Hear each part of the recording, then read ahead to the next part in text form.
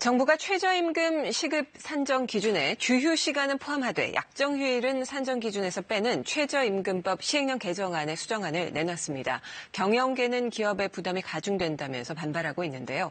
쟁점이 된 주휴 시간에 대해서 장진야 노무사와 함께 알아보겠습니다. 어서 오십시오. 네, 안녕하세요. 주휴 시간, 약정휴일 이게 뭔지 모르겠어요. 좀 설명 부탁드립니다.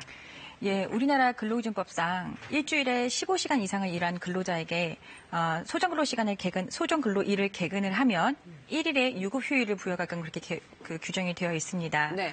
따라서 어떤 근로자가 일주일에 5일을 만근을 했다라고 하면은 하루치의 임금을 추가적으로 받을 수 있는데요. 네. 이 하루치의 임금이 바로 주휴수당이고요. 네. 법적으로 이렇게 주휴일로 규정되어 있는 휴일 외에 노사 간의 합의로 정한 날짜를 저희가 유급휴일이라고, 약정휴일이라고 얘기를 합니다. 아, 그렇군요. 네.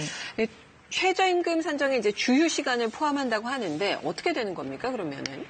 예, 우리나라 최저임금은 시급으로 결정을 하고 그렇죠. 있고요. 예. 그리고 시급으로 산정을 하는 것을 원칙으로 하고 있습니다. 네. 따라서 어떤 근로자가 월급으로 임금을 지급받게 된다고 하면 이거를 시급으로 환산을 해야 하는데요. 그렇죠. 예. 최저임금법 시행령 5조에는 이 월 급여를 시급으로 산정을 하는 방식에 대해서 규정을 하면서 최저임금에 포함되는 임금 총액을 소정근로 시간 수로 나누도록 되어 있습니다. 네. 그래서 이런 최저임금법 시행령의 그 해석 방식에 대해서 고용노동부와 법원이 조금 이견이 있었습니다. 네. 그래서 최종적으로 이 최저임금에 포함되는 월 급여 총액의 주휴수당은 포함을 하는 것이라는 것에 대해서는 결론이 같았고요. 네. 다만 이거를 나누는 시간 수에 대해서는 소정근로 시간 수라고 해서 대법원은 실제 일한 시간 수만을 얘기를 하는 것이다라고 얘기를 해서 월 174시간이라고 얘기를 한 반면 네. 고용노동부는 그렇지 않고 소정근로 시간 수에다가 유급으로 처리가 되는 시간 수, 즉 문제가 되는 주휴수당이죠. 주휴수당으로 포함되는 시간 수까지 고려를 해가지고 월 209시간이다라고 해서 입장을 달리해왔습니다. 네. 그래서 이런 부분들에서 이견이 있다 보니 고용노동부가 시행령을 개정을 해서 이런 부분들에 대해서는 월 소정근로 시간 수에는 실제 근무 시간 수와 유급으로 처리되는 시간 수, 즉 주휴수당까지 포함하는 것이다라고 개정안을 발표를 한 것이죠. 네. 약정휴일이 제외되면 어떻게 달라지는 건가요? 예, 약정휴일은 법정 주휴수당과는 달리 노사가 정한 시간이기 때문에 이 부분에 대해서는 법원이나 또는 고용노동부 모두 총액에서도 지급 제외되는 것이고 시간 수에서도 제외되는 것이라고 봤기 때문에 실질적으로 최저임금 산정에 있어서는 결론이 같아지기 때문에 달라지는 부분들은 없습니다. 그렇게 되는군요. 예, 그러면 경영계는 이제 약정휴일은 문제가 아니다. 이 주휴수당이 문제라고 보는 건데 경영계 입장을 좀 들어보죠. 어떻습니까? 일단은 소정근로 일을 만근을 하게 되면은 실제 근무를 하지 않아도 1일분의 주휴수당이 지급이 되기 때문에 인건비 지급에 있어서 부담이 된다라는 얘기가 있는 것이고요. 네. 그다음에 최저임금 산정할 때에도 그 산정 시간 수에 대해서도 유급 주휴분이 포함이 되기 때문에 더 많은 시간수로 나눠야 되는 그런 문제가 돼서 시급이 저하가 되는 부분이 생깁니다. 네. 예를 들어서 월급여가 150만 원이라고 한다면 지금 실제 근무 시간 수인 174시간으로 산정을 하게 되면은 제가 좀 산정을 해봤는데요. 8,600원 정도가 나오는 네. 것이고요. 그다음에 지금 고용노동부 행정해석처럼 월 290일간으로 나누면 7,177원이 되기 때문에 내년을 기준으로 한다고 하면 최저임금이 한 약 1,000원 정도가 더 미달하게 되는 그런 결과가 나오게 됩니다. 네. 따라서 이런 주휴수당을 포함하지 않고 또 지급하지 않는 것이 경영계 입장에서는 훨씬 더 유리한 상황이 되는 것이죠. 일단 지금 앞서 나온 그림만 봐도 기업들의 부담이 좀 커지는 거 아닌가 싶기도 한데요. 네.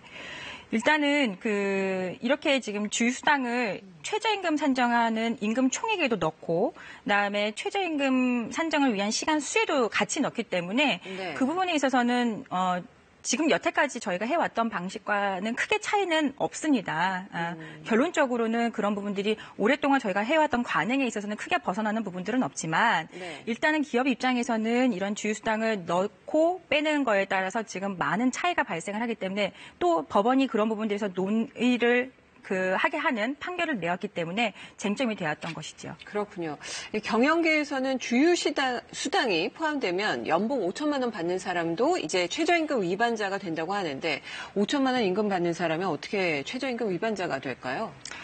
예, 이거는 조금 어떤 기업의 특수한 어떠한 사정에 기인한 것으로 보여지는 것이고요. 연봉 5천만 원이 받는 사람이 기본적으로 그렇게 최저임금이 떨어질 수 있는 사정은 그렇게 많지 않습니다. 흔하진 않습니다.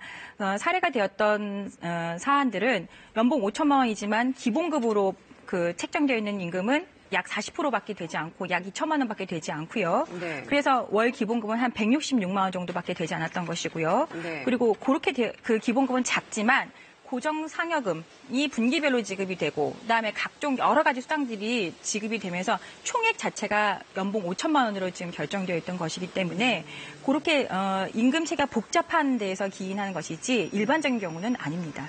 근데 이제 경영계 얘기는 그거예요. 주유수당 같은 경우에는 우리나라 터키에만 있는 제도다. 그런 근거를 두면서 주유수당을 없애자는 얘기를 하고 있는데 실제로 그렇습니까? 우리나라 터키뿐만이 아니고 제가 좀 조사를 해보니 멕시코, 그다음에 대만, 브라질, 콜롬비아 이런 나라에서도 있어 왔던 것이고요. 임금 체계나 임금 구조에 대해서 이게 이제 글로벌 스탠다드가 있다라고 저희가 보는 것은 맞지 않고 각각의 나라들마다 이런 부분들은 고려해서 발전한 것이라고 보는 것이 타당할 것 같고요. 그리고 우리나라에서는 이 주유수당에 대해서는 노동법이 제정되는 1950년대부터 쭉 있어왔던 제도이기 때문에 네. 반드시 이게 우리나라에서 불합리한 제도다라고 단정하는 것은 좀 어렵지 않을까, 무리가 있지 않을까 그렇게 생각됩니다. 이제 수정안이 31일에 확정이 되는데요. 이렇게 된다면 언제부터 시행이 될까요? 일단은 법적으로는 저희가 최저임금 시행일이 1월 1일이기 때문에 1월 1일 날 시행되는 것으로 판단하는 것이 맞는 것이고요. 네. 다만 노동부가 이게 지금 연말에 지금 이제 개정이 되는 부분이라든지 이런 것들이 있고 네. 기업들이 좀 개선할 수 있는 부분들 이런 것들을 조금 시간을 주고자 네. 계도 기간을 조금 갖는 것으로 그렇게 오늘 발표를 그렇죠. 했습니다. 그래서 이런 부분들에 대해서는 원칙적인 시행은 1월 1일로 판단하는 것이 맞습니다. 취업규칙 변경은 3개월로 네. 오늘 발표가 됐습니다. 알겠습니다. 오늘 네. 말씀 잘 들었습니다. 네, 감사합니다.